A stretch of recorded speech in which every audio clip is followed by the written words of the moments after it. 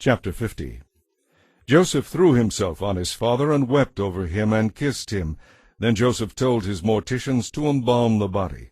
The embalming process took 40 days, and there was a period of national mourning for 70 days.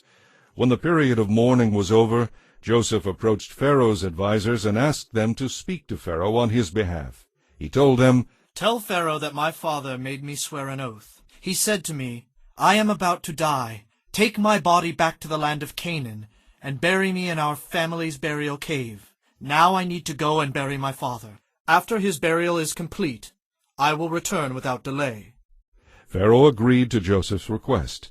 "Go and bury your father, as you promised." So Joseph went with a great number of Pharaoh's counselors and advisers, all the senior officers of Egypt. Joseph also took his brothers and the entire household of Jacob, but they left their little children and flocks and herds in the land of Goshen. So a great number of chariots, cavalry, and people accompanied Joseph. When they arrived at the threshing floor of Atad near the Jordan River, they held a very great and solemn funeral with a 7-day period of mourning for Joseph's father. The local residents, the Canaanites, renamed the place Abel Mizraim, for they said, "This is a place of very deep mourning for these Egyptians." So Jacob's sons did as he had commanded them. They carried his body to the land of Canaan and buried it there in the cave of Machpelah. This is the cave that Abraham had bought for a permanent burial place in the field of Ephron the Hittite near Mamre. Then Joseph returned to Egypt with his brothers and all who had accompanied him to his father's funeral. But now that their father was dead, Joseph's brothers became afraid. "Now Joseph will pay us back for all the evil we did to him," they said.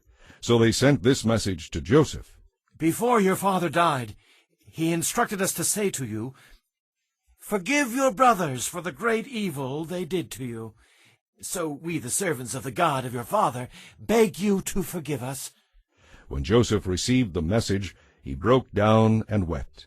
Then his brothers came and bowed low before him. "We are your slaves," they said. But Joseph told them, "Don't be afraid of me. Am I God to judge and punish you? As far as I am concerned, God turned into good what you meant for evil. He brought me to the high position I have today so I could save the lives of many people. No, don't be afraid. Indeed, I myself will take care of you and your families." And he spoke very kindly to them, reassuring them. So Joseph and his brothers and their families continued to live in Egypt. Joseph was 110 years old when he died. He lived to see 3 generations of descendants of his son Ephraim and the children of Manasseh's son Machir, who were treated as if they were his own. "Soon I will die, Joseph told his brothers, but God will surely come for you to lead you out of this land of Egypt.